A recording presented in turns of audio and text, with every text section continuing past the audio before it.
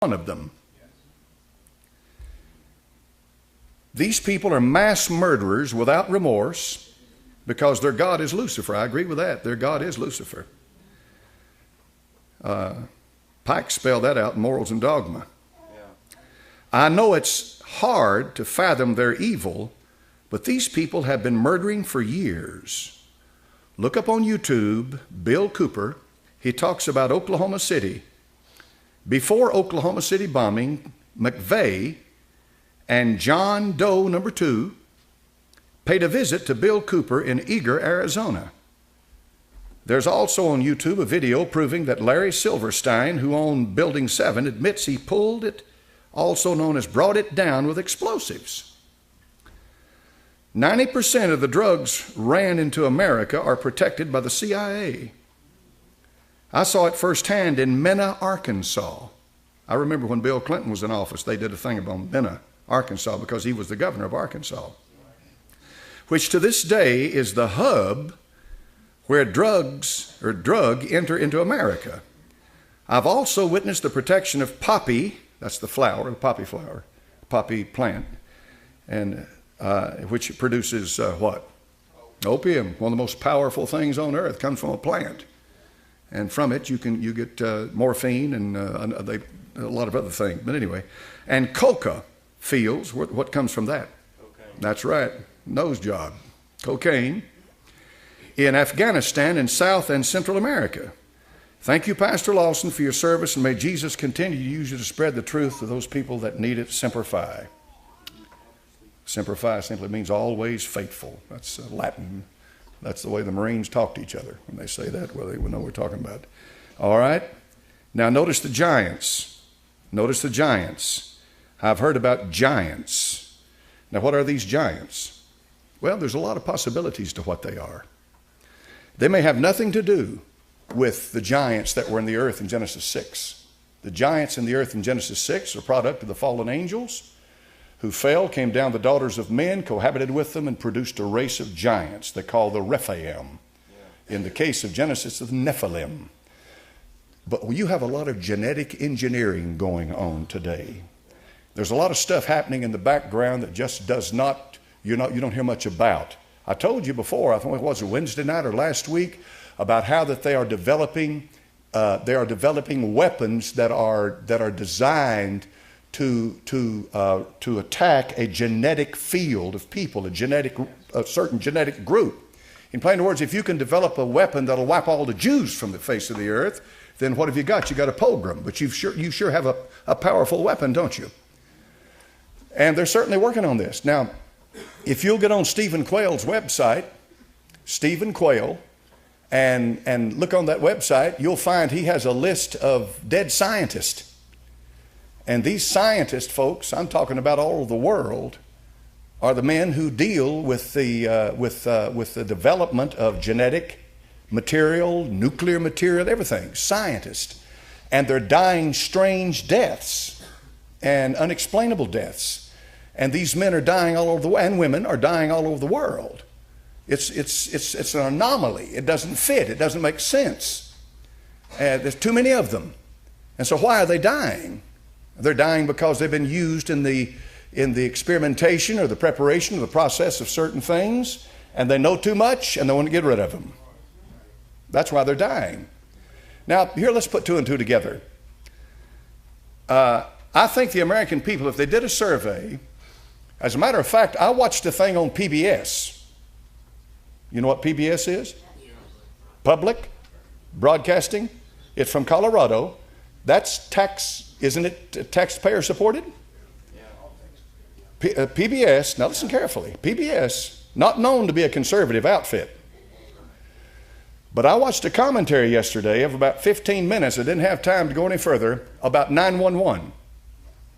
They had over 1,500 scientists, engineers, architects, giving reasons why the official story of 911 is a joke.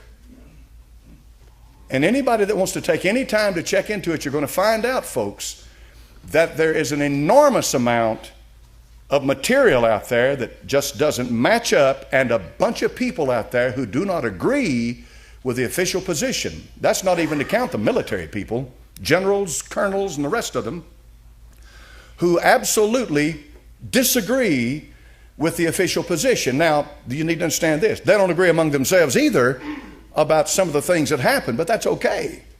That's okay. I mean, they're trying to get to the bottom of it, trying to get to the truth. That's all right. I mean, a debate is a good thing, folks. There's nothing wrong with debate. But here's the point. If 911 is an inside job, and somebody pulled the string and killed over 3,000 American citizens, if that is true, they wouldn't hesitate to kill you, lock you up, work with genetic engineering, produce some kind of a thing like this giant or what have you in the background, and when the time comes, they'll do what they intend to do. They are wicked, evil men. Yeah. Right. I marvel at some of the stuff I see on there. I heard engineer after engineer after engineer. Here's one engineer, he says, now look at this beam. That is steel that is 5 inches thick. Have you ever seen 5-inch thick steel? 5 inches thick. I'm not talking about wide, thick. These beams, this building, it said the World Trade Towers, and I found this out yesterday, had a core structure inside. It's not, it had steel on the outside to support the facade, but it had this huge core structure on the inside with these huge beams that supported the weight of this building, 110 stories. And this huge, I'm talking about massive beams that this building was built around, was built to withstand the impact of a 707. That's what they said in the documentary. They said that was the biggest passenger jet of the time, of the age. A Boeing 707, a direct hit. This building, both buildings, were designed to absorb that.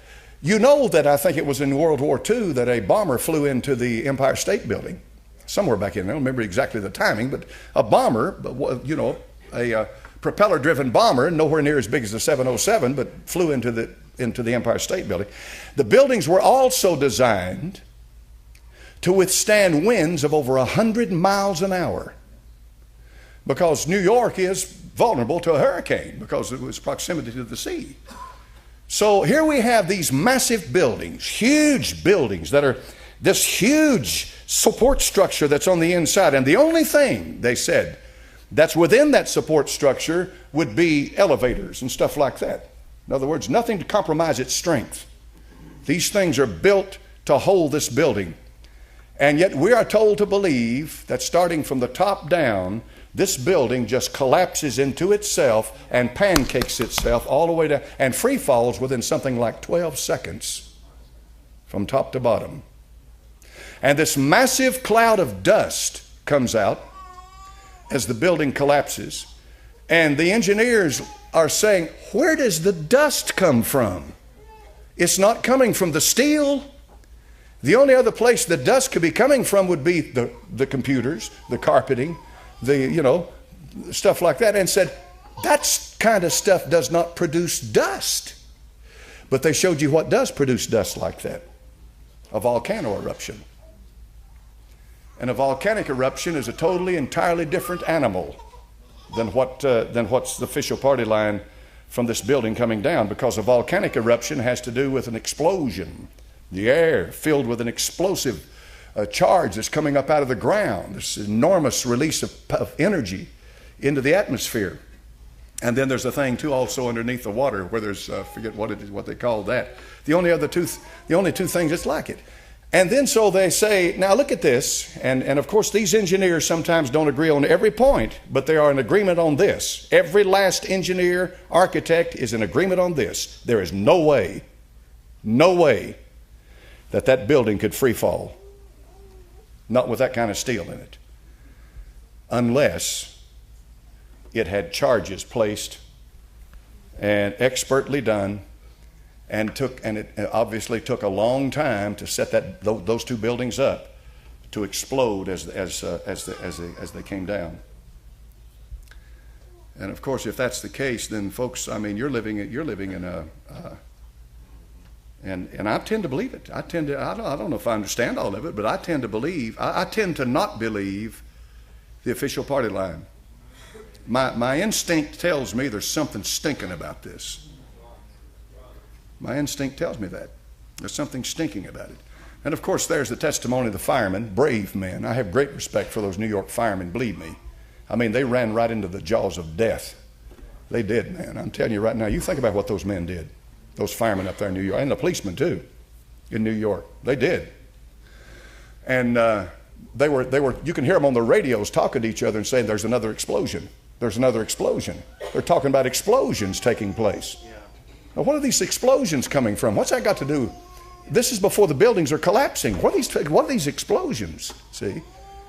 And of course they say, well, the explosions are happening way down underneath.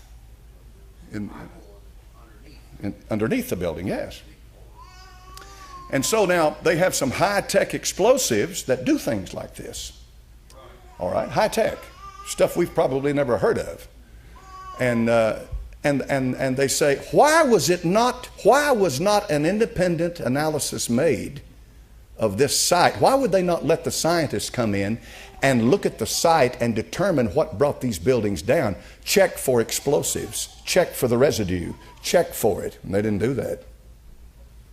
It was hush-hush, closed up, and shipped off as soon as they could. And nobody was allowed access to it. I mean, I could be standing here looking at exactly what blew it up, and I wouldn't know what I was looking at. We're talking about somebody who knows what they're doing. They wouldn't let people like that in there, you see. They wouldn't let them in there. All right, so all of that means this, that very well, and there's a lot of other things involved, the aircraft and so forth. I watched this part. This, too, was amazing. It was amazing. And I'll have to go look at it again, but this is one of the most remarkable things I've ever seen. I've told you about the British reporter, BBC. Here she stands. Here's Building 7 behind her, across her shoulder. And she's reading about Building 7 falling. And Building 7 still standing. All right. Yesterday, I watched the aircraft. The first building's hit. The first building's on fire. I don't remember which one it is, south, whichever one, but it's on fire. Here comes this commercial jetliner, and you can see it approaching, and you can see its trajectory, and you can see it hit the building, and you can see the explosion. Okay? Now, they've got two entirely separate videos of what happened when that craft hit that building. They've got the live feed that took place that morning. Then they've got the version that was put on the evening news. Are you listening? They're not the same. You can watch the one where the live feed that was taken that morning as the cameras rolled and showed that aircraft as it hit that building. You don't see an aircraft. There's no airplane, but you see the explosion. Then on the evening news, when they show the same scene from the same angle, you see the aircraft come in and you see it explode. Now, with the technology we've got today, it's no big deal to put something on the video. That's no big deal. What are you saying?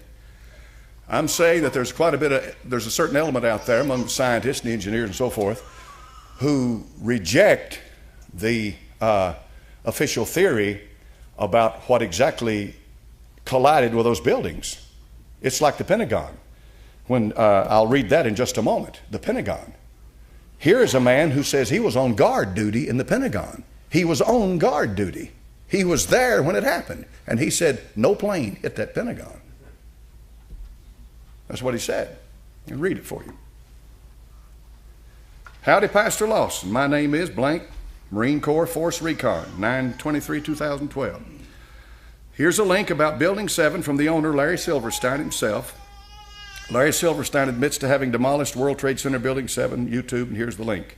Thank you for what you are doing for Jesus' kingdom. God bless. If that link doesn't work, Google Larry Silverstein admits to Building 7. Also, I have a buddy. Now watch this. I have a buddy that was on guard duty at the Pentagon. That puts him right at the scene. And he said no plane hit that area. Now watch this. And they were under threat by the FBI and the Marine Corps to keep their mouths shut.